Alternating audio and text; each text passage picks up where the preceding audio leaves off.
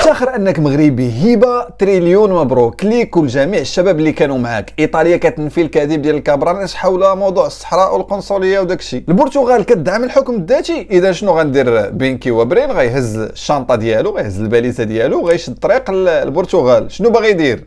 غنشوف هادشي كامل في هذا الفيديو هذا. المهم في اخر الفيديو غتلقاو واحد المقطع ديال مول المقص بوريطه قاهر الكابرانات. اجيو نشوفوا شنو غيدار. باش تكونوا مستعدين ديروا جاي كومونتير، بارطاجيو وتابوناو باش يبقى دائما يوصلكم جديد. ونبداو بسرعه ويكون الفيديو خفيف ظريف. المغرب يحصل على ملكه جمال. بزاف الناس غيمشيو غير للجمال، الجمال الرباني ولا الجمال ديال جمال وخالد ولا السميات الى اخره. لا شريف، الجمال الرباني عطيه لنا ربي هذاك الشيء بوحدو بلا ما نتكلموا عليه. انا كنتكلم معاك دابا على ملكه الجمال في الرياضيات. ولات عندنا ملكه ديال الجمال في الرياضيات، ولا ولات عندنا ملكه ديال الرياضيات. وهذا هو الجمال اللي كيعجبني انا بزاف. بغيت تكون عندنا الجمال ديال العقل وديال الروح وديال بزاف الحوايج، وهادشي هذا اللي كيميز المغاربه ايضا. تريليون مبروك لهبه الفرشيوي اللي حازت هذا اللقب هذا، واللي ما كانتش غير بوحدها، اللي كانت ايضا رفقه مجموعه من الزملاء ديالها، واللي حتى هما حصلوا على مراتب مشرفه، وحتى المرتبه الثانيه كانت مغربيه. وفي التوتال المغرب هو اللي حصد على اكبر عدد ديال النقاط، وهو اللي جا في المرتبه الاولى. الجزائر ما كاينينش، كاينين ولكن فزعناهم ب 41 نقطه. بغيتو تعرفوا علاش؟ شوفوا هذا الفيديو باش تعرفوا علاش فزعناهم في الرياضيات. ان زائد زيرو شحال؟ تا 5 تزيد لا زيرو، اش تعطي لك؟ 5 سمعتوا 5 زائد زيرو زيرو، سمعتوها؟ ماشي وحده قالتها، قالوها بزاف. ما تكذبش، عندك باك. شكون اللي قلت له 5 زائد زيرو قال لي زيرو؟ زيرو كاع. وشنو السبب زعما؟ شنو علاش قلتي زيرو؟ ولكن حتى هي النتيجه ديالها ماشي زيرو، واخا تكون ناقص. 5 ناقص 0 كتساوي 5 ماشي زيرو. المهم هنيئا لهم، غير ضاحكين وشادين فيهم لا اقل ولا اكثر. عندكم ما تزيدوا ولا نسدوا المحضر ديال الرياضيات؟ نسدوه بارك عليكم. اجي نفتحوا لكم محضر جديد ونشوفوا عاوتاني شي حاجه جديده لكم. ايوا نشوفوا ديك السفاره وداك الشيء ديال الطاليان والصحراء وكذا والمغرب اشنو واقع. هذه قناه جزائريه مفاهمين، القناه الوطنيه الجزائريه مفاهمين. هاد القناه هادي شنو كتبات تما؟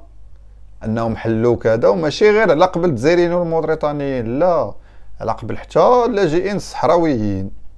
ايوا هكا لقى عمي لقى. هاد العمليه كيف ما كتشوفوا في هاد الحوار اللي كان، اولا في هاد البيان اللي كان ديال مسؤول الايطالي اللي كاين في المغرب، اللي كيوضح وكيقول هذاك الشيء غير مركز، وهذاك المركز راه مازال غنفتحوا وحدين اخرين في مجموعه من المناطق في الجزائر. يعني ما عندها حتى شي علاقه بالموقف ديال ايطاليا من القضيه ديال الصحراء. شنو موقف ايطاليا من قضيه الصحراء؟ وانه يدعم جهود الامم المتحده، ما واقفش مع الجزائر. شوف، عطيتوهم الغاز وعطيتوهم البترول وعطيتوهم كل شيء، وعمرهم غيعترفوا لكم بداك الشيء اللي باغيين تعترفوا، لانه ما يمكنش شي واحد بعقله شوف غياخذوا من عندكم.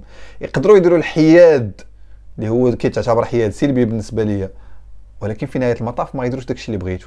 فهمتوا الدرس؟ لا بان لي باقي ما فهموش الدرس. عرفتي علاش؟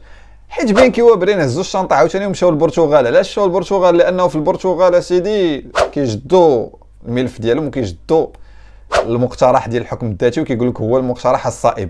اشنو غنديروا ما شنو غنديروا؟ نوضوا نهزوا جلابيتنا وغنمشيو عندهم نشوفوا على الله ونطالبوا ونزاوقوا لعل وعسى. وانا نقول لك من هنا، شوف، غتعطي البترول وغتعطي الغاز، وفي اخر المطاف ما غيتحقق لك حتى شي حاجه من داكشي اللي بغيتي. هذه هي الدبلوماسيه المغربيه. المهم انا علمتكم اللي يمشيو عاوتاني يبداو يخسروا فلوس، وفي الاخر ما يكون والو، ويقول لك لا المروك ولا ماشي حاجه اخرى، فاهمين؟ واجي دابا للقضيه المهمه بالنسبه لي. غنشوفوا دابا الفيديو ديال بوريطه وشنو قال بوريطه والاعلان ديال اوكرانيا. ولكن قبل منا اجي نفكركم. عقلتوا دابا حيت هاد الايامات شي هكاويين بقاو فرحانين وكيجيو عندي لي كومونتير القمه العربيه، وانا ساكتين لانه عارف انه ملي كتكون شي حاجه فيها السكات عندنا كيكون الدق من لتحت. اشنو وقع في القمه العربيه؟ عقلتوا على هذا الاجتماع اللي كان من قبل تحضيري للقمه العربيه، شكون حاضر فيه؟ الجزائر اللي باغا ترجع سوريا ما كانتش حاضره، مفاهمين؟ شكون اللي كان حاضر؟ السعوديه، مصر، المغرب. شنو كانوا كيديروا؟ كانوا كيتشاوروا. شنو هما الحوايج اللي تشاوروا فيهم؟ جوج الحوايج اساسيين، واللي هو العوده ديال سوريا، وشنو هو الموقف ديال البلدان وشنو هي الشروط ديالهم، والموقف الاهم هو الحضور ديال زيلينسكي، هو الحضور ديال الناس د اوكرانيا اللي مثلوا في القمه العربيه. اشنو وقع؟ شنو دار؟ شنو تقال؟ الهكاويين بعدا كانوا ما حاملينش الوضع، وهاجموا السعوديه كاع عبر بعض المنابر ديالهم، ولكن داك الهجوم ما كيكونش عندهم. شوف باش كتعرف بنادم كيكون خبيث جدا، ما كيقدروش كحكومه ولا كاعلام رسمي ولا يخرجوا بموقف رسمي، لا كيطلقوا غير دوك الاعلاميين ديالهم ويبقاو يضربوا في السعوديه من التحت. قالوا السعوديه ما السعوديه، واخا زيلينسكي حضر، هي دابا شنو وقع؟ القمه العربيه شحال داز عليها؟ ماشي بزاف. شكون اللي حضر اليوم في المغرب؟ الوزير ديال الخارجيه ديال اوكرانيا. هي شنو الموقف الجديد؟ هو دعم مقترح الحكم الذاتي ودعوه المغرب للحضور الى اوكرانيا. هي شنو بان لك شريف؟ شكون اللي سيد القرار وشكون اللي دابا نقدروا نقولوا عليه شي كور ديال الاخر؟ انك دوز قمه عربيه وتبقى تقول لا هضرنا ودرنا كلمه، ولا انك درتي كلمه في الفراغ وبقيتي كدير العنشريات ديالك وكتصدر داكشي للداخل ديالك الى اخره؟ ها شنو خصك تستافد من بعض القمم، وها شنو المغرب قادر يدير؟ دابا نخليكم مع مول المقص بوريطه قاهر الهكاويين نشوفوا شنو قال وكيفاش تم الاعلان على الموقف الجديد ديال اوكرانيا. هذه زياره مهمه لانها هي الاولى منذ اقامه العلاقات الدبلوماسيه بين بلدينا، هذه 30 سنه تقريبا. وهذه الزياره هي الاولى لوزير خارجيه من اوكرانيا الى المغرب، كتاتي في اطار اولا علاقات ثنائيه قويه بين البلدين تاريخيا، قائمه على الصداقه المتينه وعلى التعاون المثمر. هذه العلاقه كانت دائما عندها واحد الطابع انساني قوي من خلال تواجد مجموعه من طلبه المغاربه بشكل تقليدي في اوكرانيا، الاف من الطلبه المغاربه. كذلك هذه العلاقه كانت دائما مبنيه على الاحترام المتبادل وعلى التعاون في مجموعه من الميادين. واليوم قررنا أننا نعمقوا هذه العلاقة ونطوروها بشكل أكبر، وأننا نشوفوا الإطار القانوني، الإطار المؤسساتي، باش ننميو أكبر هذه العلاقة في كل الميادين، الجوانب التقليدية بحال الجانب الإنساني والتكوين وغيرها، ولكن بجوانب أخرى خاصة في المجال الاقتصادي، في مجال التعاون ضد الجريمة المنظمة أو التعاون في المجال الأمني وغيرها. الزيارة كتأتي في سياق الجميع كيعلموا اللي هي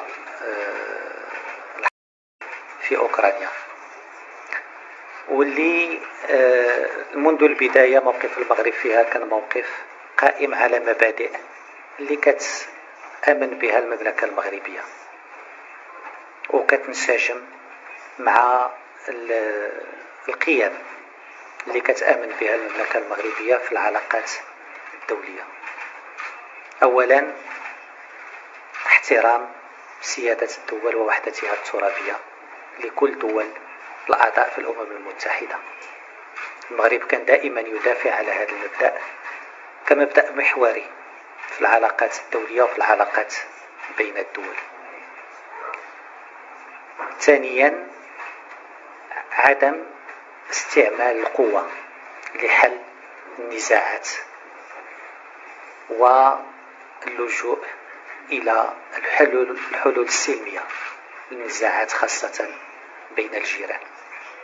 المغرب كان دائما كيدافع على هذا المبدأ في كل المحافل الدولية والإقليمية، وكيدافع عليه كذلك فيما يتعلق بالحرب الدائرة في أوكرانيا. And for us in Ukraine, territorial integrity is an absolutely sacred concept.